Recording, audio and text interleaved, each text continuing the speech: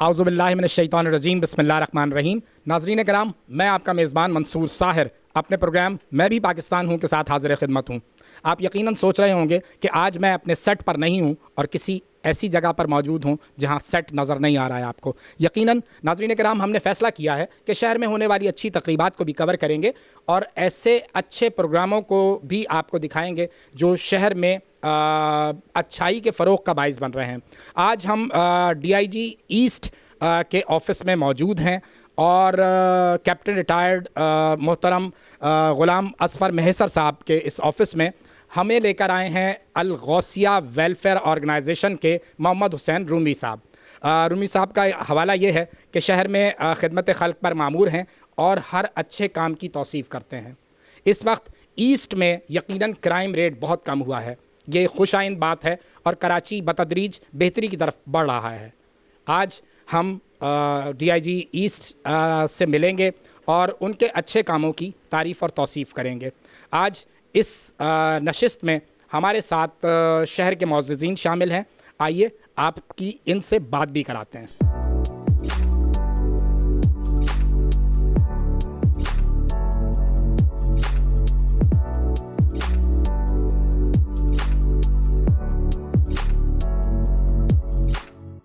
बिस्मिल्लाहिर्रहमानिर्रहीम। सबसे पहले तो मैं आप सबका बहुत मशकूर हूँ कि आपने मुझे इस लायक समझा और अपने जज्बात और बहुत बड़ी जो कंट्रीब्यूशन है आपने हमारी नेकनामी में, इज़्ज़त में वो की और एक एवार्ड जो है वो आप लोगों ने मुझे दिया। मैं शायद इसके लायक नहीं हूँ, ये आपकी मोहब्बत है। मैं आप सबको DIG ऑफ़िस ईस्ट में वेलकम कहता हूँ। ये एक पब्लिक ऑफ़िस है और इस पे सबसे ज़्यादा आप लोगों का हक़ है। हम यहाँ पे आपकी खिदमत के लिए बैठे हैं। मेरे अंडर 3 डिस्ट्रिक्ट आते हैं, डिस्ट्रिक्ट कोरंगी, डिस्ट्रिक्ट मलीर और डिस्ट्रिक्ट ईस्ट। इन तीनों डिस्ट्रिक्ट को यहाँ से मैं कमांड करता हूँ और अक्सर यही टाइम हो जाता है, रात के 10-11 भी बज जाते हैं सुबह से लेके और रात तक। हम 24 घंटे में से 18-19 घंटे काम करते हैं और वो सिर्फ़ आवाम के लिए करते हैं, पब्लिक के लिए करते हैं। लेकिन यकीन माने, जब आप लोगों की हमें एप्रिसिएशन मिलती है तो हमारा जो जज्बा है और जो हमारा हौसला है वो और बुलंद हो जाता है, क्योंकि आप वो लोग हैं जो बिल्कुल रियाकारी में नहीं है। आप वो लोग हैं जो ऐसे किसी की खुशामद नहीं करते। और ख़ुसूसन अभी ये जो आपका डेलीगेशन है जिसमें वकला भी हैं, बिज़नेसमैन भी हैं, TV आर्टिस्ट भी हैं और सहाफ़ी भी हैं और फिर मुखय्यर हज़रात भी हैं, तो ये एक ख़ूबसूरत गुलदस्ता है एक डेलीगेशन का, जो एक ट्रू रिफ़्लेक्शन है कि एक अच्छे मुआशरे की। और आपसे एप्रिसिएशन लेना मेरे लिए, मेरे अफसरों के लिए एक बहुत ही खुश आइंद है। मैं आपको ये ज़रूर बता दूं कि अल्हम्दुलिल्लाह हमने अपनी मेहनत से इस जोन के अंदर क्राइम के ऊपर जो है वो काबू पाया है। और कल ही यहाँ पे एक तकरीब हुई है जिसमें 181 मोबाइल फ़ोन जो असल मालकान हैं उनको हमने दिए हैं यहाँ पे बुला के। और उसमें एक मोबाइल फ़ोन ऐसा था जो आज से 3 साल पहले छीना गया था। हम भी उसका इंतज़ार करते रहे कि ये जब ऑन होगा हम वहाँ तक पहुँचेंगे। तो मेरे पास डिस्ट्रिक्ट में और यहाँ पे हमने एक सिस्टम बनाया है। जब मैं SSP ईस्ट था तब हमने ये शुरू किया था कि जिसका मोबाइल फ़ोन अगर गिर गया, चोरी हो गया, मस्जिद में से जेब से निकल गया, जनाजे में से निकल गया, ये होता है अक्सर, कुछ ना करें, सिर्फ CPLC को या पुलिस को इतला दे दें कि ये मेरा मोबाइल गुम हो गया या चोरी हो गया। ढूंढना हमारा काम है। जिस वक़्त भी वो फ़ोन ऑन होगा हमें उसके पॉपअप आ जाता है, हम फिर उसको ढूंढने लग जाते हैं। कोयटा से, पेशावर से, लाहौर से, पाकिस्तान के और शहरों से जाके भी हमने ये मोबाइल फ़ोन रिकवर किए हैं। टेक्निकल टीम उस मोबाइल फ़ोन को लोकेट करती है, फिर ऑपरेशनल टीम को दिया जाता है कि जी ये फ़ोन फ़लाँ साहब का है जो हमारे पास ये शिकायत दर्ज है, ये कोई और गैर मुतल्लका शख्स यूज़ कर रहा है, इससे ये ले लें। तो हम जाके फिर वहाँ से वो मोबाइल फ़ोन उनसे बड़े प्यार से कि जी ये आपने जहाँ से भी लिया है, मोस्टली वो कहते हैं जी हमने दुकान से लिया, तो हम उसे कहते हैं कि जी अब ये आप इसका खसारा ख़ुद बर्दाश्त करें, आपने चोरी की चीज़ क्यों ली है। और वो मोबाइल हम उनसे ले लेते हैं।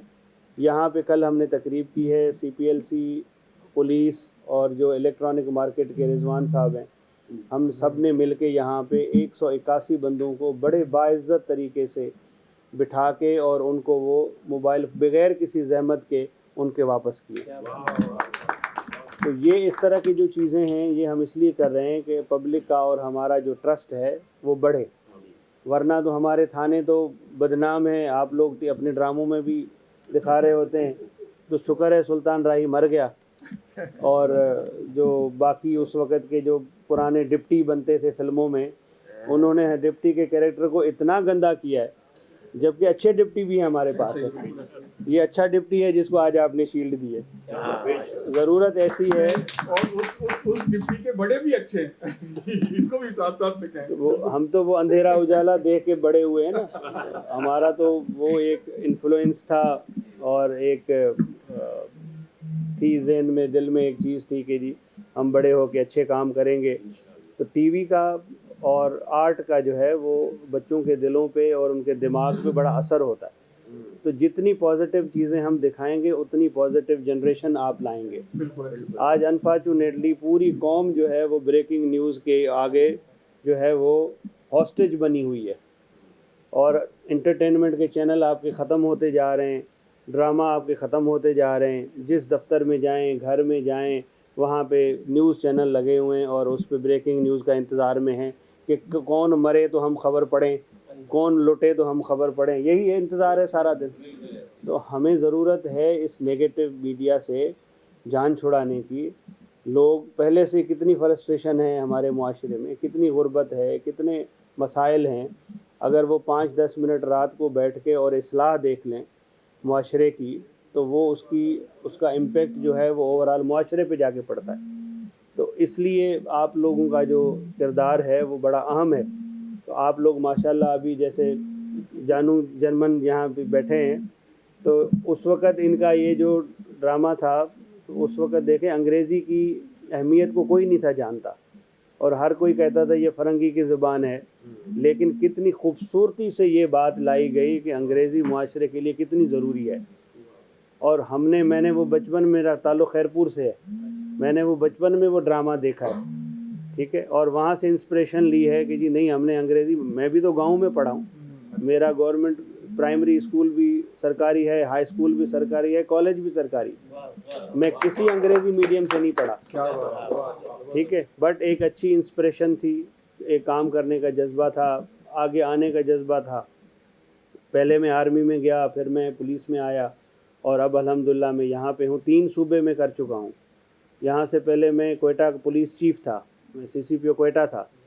मैं पंजाब में लाहौर में 6 साल में नौकरी की है, फिर सिंध में की है, फिर बलूचिस्तान में की है, गवादर का मैं DIG रहा हूँ। तो मुझे अल्लाह ने बड़ी अपॉर्चुनिटीज़ दी हैं और ये मैं समझता हूँ कि अगर मेरे अंदर जज्बा ना होता और मेरे अंदर कुछ बंद दिखाने की अगर काविश ना होती, तो ये सारी चीज़ें जो है आज मुझे ना मिलती। हमें ये जज्बा दोबारा इनकलकेट करना है अपने यूथ में, और वो आप कर सकते हैं।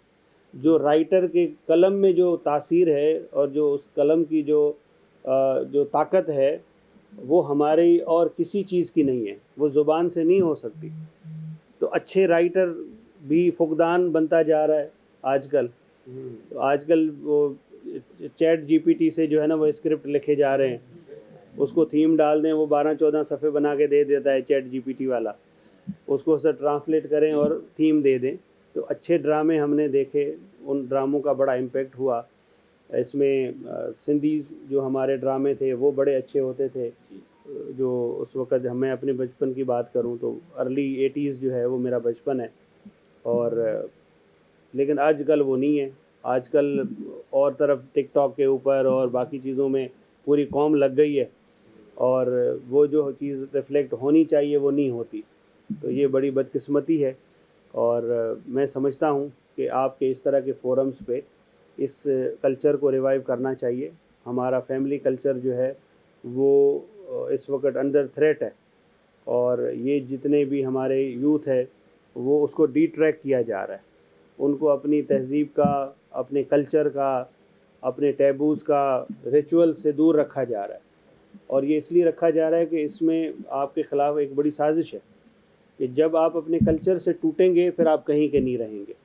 बिल्कुल। तो इसलिए ये किया जा रहा है। तो हमें अपनी ज़ुबान, अपने कल्चर और अपनी जो रिवायात हैं उससे जुड़ा रहना है, और यही हमारी ताकत होनी है। यही मुसलमान, जब हिंदू पाक था उस वक़्त के मुसलमान की ताकत क्या थी कि वो अपने कल्चर से, अपने पास्ट से मोहब्बत करता था। और ये मैं आपको ऑथेंटिकेटेड बात बता रहा हूँ कि जब अंग्रेज़ ने इंडिया को डिवाइड करना चाहा तो उन्होंने सबसे पहले एक कमीशन भेजा और उन्होंने कहा कि जाएं देखें इसको हम कैसे फ़तह कर सकते हैं। फिर उसके ऊपर रिपोर्ट तैयार हुई और उस रिपोर्ट में उन्होंने दो चीज़ें हाईलाइट की। उन्होंने कहा आप एक ऐसी कौम के ऊपर हुक्मरानी करना चाहते हैं जिनमें दो ऐसी खूबियां हैं कि आप अगले 1000 साल तक उनके ऊपर हुक्मरानी नहीं कर सकेंगे। एक खूबी पहली क्या थी? पहली खूबी ये थी कि उन्होंने कहा कि ये फैमिली सिस्टम में रहते हैं, घर का एक बड़ा है और उसके नीचे सारे छोटे हैं। घर के बड़े का हुक्म चलता है तो सुबह होती है, उसका हुक्म चलता है तो रात होती है। बहू, बेटी, बीवी और बच्चे, ये इनको इतनी ज़रूरत नहीं है कि घर के बड़े के सामने ज़ुबान खोलें। तो इनको सबसे पहले आपने डिवाइड करना है। बाप को बेटे के सामने लाके खड़ा करना है, बहू को सास के सामने लाके खड़ा करना है। और हथियार क्या है? Human rights. जी मेरी प्राइवेसी सफ़र हो रही है, ससुर मुझे क्यों देख रहा है? तो इस तरह की चीज़ें, या देवर मुझे देख रहा है, मेरे कमरे में बगैर नॉक की क्यों अंदर आ गया है। ये वो फतूर था जो हमारे अंदर डाला गया और आपके फैमिली सिस्टम को सबसे पहले हिट किया गया और इसको उन्होंने तोड़ा। दूसरी रिपोर्ट में पॉइंट था कि ये अपने पास्ट से और अपने हीरो से मोहब्बत करते हैं। दे love there past and heroes. उसको डिवाइड किया, उसमें डिवाइड किया हिंदू और मुसलमान हीरोज़ अलग किए सबसे पहले, फिर शिया सुन्नी अलग किए, फिर भट्टी राजपूत सिंधी अलग किए। इस तरह करते कराते उन्होंने आपके हीरोज़ डिवाइड कर दिए और यहाँ तक नफ़रत डाल दी कि एक का हीरो दूसरे का दुश्मन बना दिया। उसके बाद ये ईस्ट इंडिया कंपनी जो है वो आई है ट्रेड के नाम पे और उन्होंने देखें कि 90 साल के अंदर जो है वो हिंदुस्तान के 2 टुकड़े कर दिए। ठीक है, हम अलग मुल्क हमें मिल गया, लेकिन मैं कहता हूँ कि हम तो हिंदुस्तान के हुक्मरान तो मुसलमान था ना। तारीख तो यही है, बिल्कुल मुसलमान 700 साल तो हमने रूल किया था ना, तो हमसे मुल्क गया। तो ये वो चीज़ें हैं जो बड़ी प्लानिंग के साथ की गई। और आज भी अगर हमारी कौम में आपने ये शऊर ना डाला तो ये भी बिल्कुल फेसलेस क्रिएशन होगी जिनकी कोई वैल्यू नहीं होगी। बस एक जिस्म होगा और एक इंसानी लोथड़ा होगा जो घूम रहा होगा विदाउट माइंड, एम्प्टी चैम्बर्स उनके होंगे। ये चीज़ें आएंगी जब हम अपने माजी से, वो कहते हैं, हमारा सिंधी में कहते हैं कि अपनी मिट्टी से जुड़े रहो। आप मिट्टी से पैर उठाएंगे उखड़ जाएंगे। ऐसे ही, बिल्कुल ऐसे। ज़मीन से जुड़े। ज़मीन पंजाब वालों की पंजाब में ज़मीन है, सिंध वालों की सिंध में है, केपी। हम एक एसोसिएशन है, फेडरेशन है ना, और फिर ये पूरा एक गुलदस्ता बन के हम पाकिस्तान बनाते हैं। तो जब पाकिस्तान की मोहब्बत नहीं है और अपनी मिट्टी की मोहब्बत नहीं है, वतन की मोहब्बत नहीं है, तो फिर तो हम फारिग हैं। फिर हमसे जो मर्ज़ी पैसे दे के हमसे जो मर्ज़ी काम करवा लो। तो ये चीज़ें हमारे मज़ामीन के अंदर, सेलेबस के अंदर, आजकल सेलेबस भी आप पढ़ लेना कुछ समझ नहीं आता कि इसमें जो है ना, वो कहते हैं शायर कहना क्या चाहता है।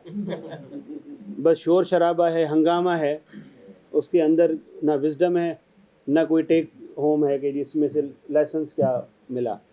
इतने अच्छे अच्छे अशार होते थे, इतनी अच्छी खूबसूरत किताबें लिखी हुई थी जिनको आज भी पढ़े ना तो वो सबक हमें याद हैं जो मैंने पढ़े हैं प्राइमरी में, और उसमें इतना विजडम है कि आज भी वो PhD किया जा सकता है उस एक बैत के ऊपर। वो आज भी आप ये लपे आती है दुआ के ऊपर, आप 100 PhD कर लें ख़त्म नहीं होता विजडम, जो अल्लामा इकबाल का जो विजडम है। ठीक है, तो ये आज के आपके सिलेबस का हिस्सा नहीं है। आज आपके सिलेबस में वो चीज़ें पढ़ाई जाती हैं जो हमारे बच्चों ने ज़िंदगी भर नहीं देखी और आगे देखेंगे भी नहीं, लेकिन पढ़ रहे हैं गैर मुताल्लिक़। ये वो चीज़ें हैं जो हमें करने की ज़रूरत है। ये जो माशरे के अंदर बिगाड़ है, इंतशार है, वो इसलिए है कि कोरेलेवेंस नहीं है। बच्चे हमारे डिस्कनेक्ट हैं। आप उसको अगर नसीहत करना शुरू कर देना, वो कहेगा कि यार ये पता नहीं कहाँ से पागल आ गया। मेरा टाइम ज़ाया कर रहा है, इससे बेहतर था मैं 2 और टिकटॉक देख लेता। ऐसे ही है ना, आज उनको मोबाइल फ़ोन चाहिए, आज उनको बच्चों को जो है वो आज़ादी चाहिए। तो ठीक है, आज़ादी, दरख्त का जब अब हम बीज डालते हैं और उसको अगर आप ऐसे ही छोड़ दें तो वो जंगल बनता है ना। तो जंगल बना रहे हैं हम लोगों का, तरबियत नहीं कर रहे। तरबियत के लिए उसको तराशना पड़ेगा कि मैंने इस दरख्त को बनाना कैसे है, इसकी हाइट कितनी रखनी है, इसकी चौड़ाई कितनी रखनी है। खाली बीज डाल के हमने बच्चे पैदा करने पे जोर है, बिल्कुल तरबियत पे जोर नहीं। तरबियत कहते हैं स्कूल वाले करेंगे, स्कूल वाले कहते हैं माँ बाप करेंगे, दरमियान में बच्चों का बेड़ा गर्क हो गया। पूरी जिंदगी ऐसे ही है ना, पूरी जिंदगी हम कहते हैं कि जी मैंने बड़े स्कूल में डाल दिया है, लाख रुपए में फ़ीस दे रहा हूँ, अब इन्होंने इसको बैरिस्टर बनाना है। और उनसे पूछो तो पेरेंट्स मीटिंग में बुला के आपकी ऐसी बेइज्जती कर रहे होते हैं, आप बच्चों को टाइम नहीं दे रहे, तो हमने ही टाइम देना तो तुम किस चीज़ की फीस ले रहे। ऐसे ही है ना। तो अल्टीमेटली सफ़र कौन कर रहे हैं, बच्चे। और हम अपनी जो है वो मसरूफियात की वजह से बरी ज़िम्मा हो गए, और उस बरी ज़िम्मा होने का सबसे बड़ा नुकसान हमारी जनरेशन का है। और आखिरी बात, आप लोग भी बिज़ी हैं, मैं ये इसमें आप लोगों का ताउन चाहिए मुझे। वो आपसे मैं बड़ी इस वक्त जो बात करने लगा हूँ, ये बड़ी अहम और ख़तरनाक बात है। वो ये है कि बड़ी प्लानिंग के साथ हमारे नौजवान नस्ल को नशे के ऊपर लाया गया है। इस पे अभी मैं आपसे जो बात करूँगा आप हैरान हो जाएंगे, चौंक जाएंगे। वॉर ऑन टेरर आप सबको पता है, जो शुरू हुई है वो 99 के बाद तकरीबन 2000 से ये सिनेरियो हम फेस कर रहे हैं। आज 2024 है, तो 24 साल से हम ये दहशतगर्दी की जंग लड़ रहे हैं। उसमें पाकिस्तान जो है वो फ्रंट स्टेट बना हमेशा। UNODC का आप डेटा उठाएं, जो United Nations Organization on Drugs है, उनका डेटा है कि पाकिस्तान में एक साल के अंदर, ये 2019 या 20 का डेटा मैं आपको बता रहा हूँ, तकरीबन 1 लाख जो है से ज़्यादा लोग नशे के इसमें एडिक्शन में मर जाते। अब मैं आपको दूसरा डेटा देता हूँ। ईयर 2000 से लेके ईयर 2020 तक 20 साल, 2 डेकेड्स, टोटल जो कोलेटरल डैमेज हमारा दहशतगर्दी से हुआ है वो 80,000 से ज़्यादा नहीं है।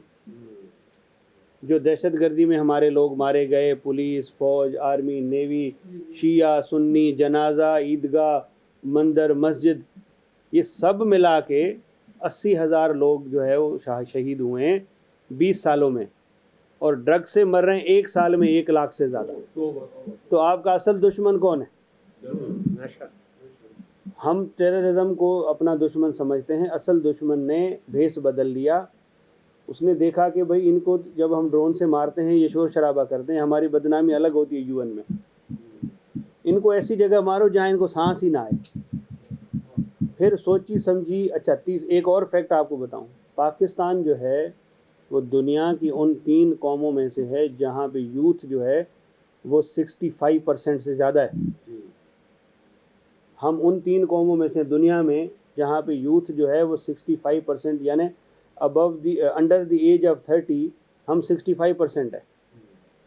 और उसी यूथ को टारगेट किया गया, आपका स्कूल, आपका कॉलेज, आपकी यूनिवर्सिटी को टारगेट करके, और ये सिंथेटिक ड्रग्स और बाकी ड्रग्स को जो है वो यहाँ पे लाया गया है, और हम उसमें बर्बाद हुए जा रहे हैं। और एक वक्त आएगा कि ये हमारे लिए इतनी सरदर्दी बन जाएगा कि नौकरियां होंगी, नौकरियां करने के अहल लोग नहीं होंगे। कहाँ से आएंगे? पड़ोसी मुल्क तो आपको देने से रहे। कहाँ से आप अपनी जो है ये जितनी भी तनसीबात हैं, हम उनको कैसे आप जो है वो चलाएंगे? कहाँ से फ़ौज में लोग जाएंगे? कहाँ से पुलिस में लोग आएंगे? तो इसके ख़िलाफ़ जंग लड़नी है। आप अहले कलम लोग हैं, अहले ज़ुबान लोग हैं, आपके कलम में भी और ज़ुबान में अल्लाह ताला ने बड़ा असर रखा है। इसको आप ज़रूर इसमें जो है जितना आपका रोल है, बच्चों को, स्कूल्स, कॉलेजेस को, यूथ को इस नशे की चीज़ों से और नशे में मुलव्वस नेटवर्क को जो है इसको नंगा करें। ये अपने 2 टके के चक्कर में हमारी यूथ को और हमारे मुल्क को नुकसान दे रहे हैं, और ये किसी के एजेंडे पे हैं। ऐसे नहीं है ये किसी के एजेंडे पे हैं कि जी सेहत भी तुम्हारी बर्बाद, पैसा भी तुम्हारा बर्बाद, मुल्क भी तुम्हारा बर्बाद। इससे अच्छी कोई और जंग हो सकती है? तो इसमें मैं तो चूँकि इसके ऊपर एडवोकेसी भी करता हूँ, मैं कराची के बड़ी बड़ी यूनिवर्सिटीज़ में जाके लेक्चर भी देता हूँ इस पे, बट आपसे मैं ज़रूर ये अपील करता हूँ कि आप इसमें अपनी आवाज़ उठाएं, और ये हमारी कौम का एक सबसे बड़ा इस वक्त का इशू है। हम आपके साथ हैं, आप सिर्फ पॉइंट आउट करें, हम वहाँ पहुँचेंगे और इंशाल्लाह हम उनका कला कमा करेंगे और इनको अपने अंजाम तक पहुँचाएंगे। जैसे ये लोगों के बच्चों को बर्बाद कर रहे हैं, इनको भी हम इसी तरह बर्बाद करेंगे। नाजरीन कराम, यहाँ वक्त हो गया एक छोटे से ब्रेक का। हमारे साथ रहिए, नशिस्त जारी है।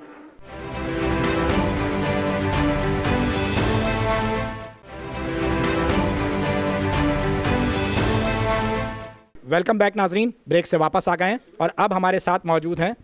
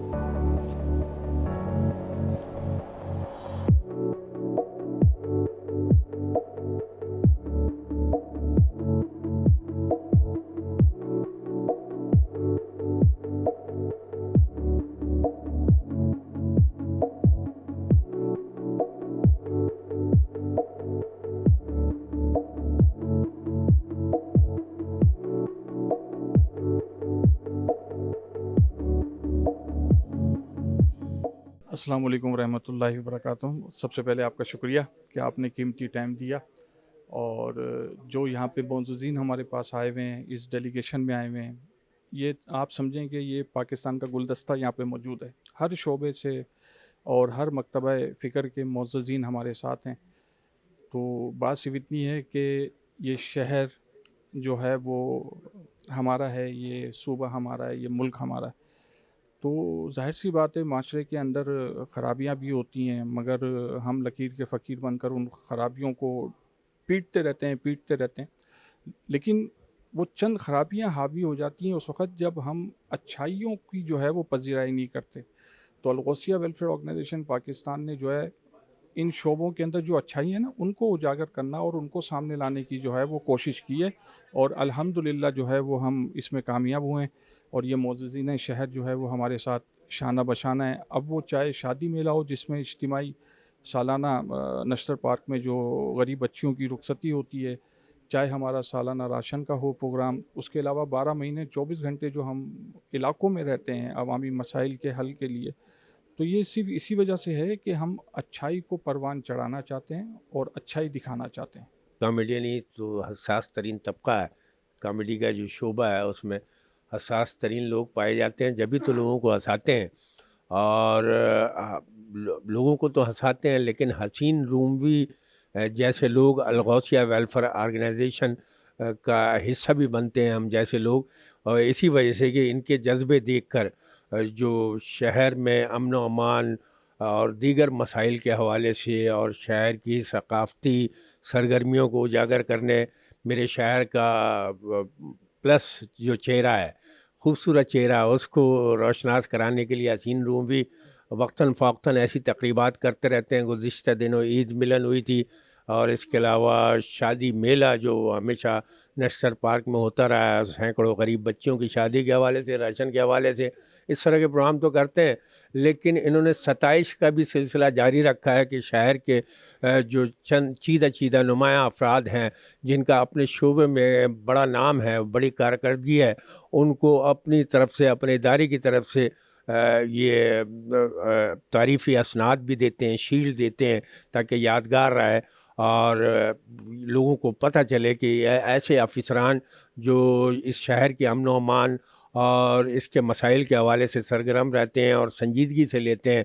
असफ़र मैसर DIG जो हैं उन्हीं में से एक नाम है, और दीगर अफसरान हैं, उनको ये यादगारी शील्ड पेश करेंगे ताकि हौसला अफजाई हो सके उन तमाम अफसरान की और उनका नाम नुमाया हो सके जो इस शहर की तरक्की और इसकी अमन अमान के सिलसिले में काम कर रहे हैं। मैं आज सिर्फ अलगोसिया वेलफेयर हसीन भाई के हवाले से बात करूंगा।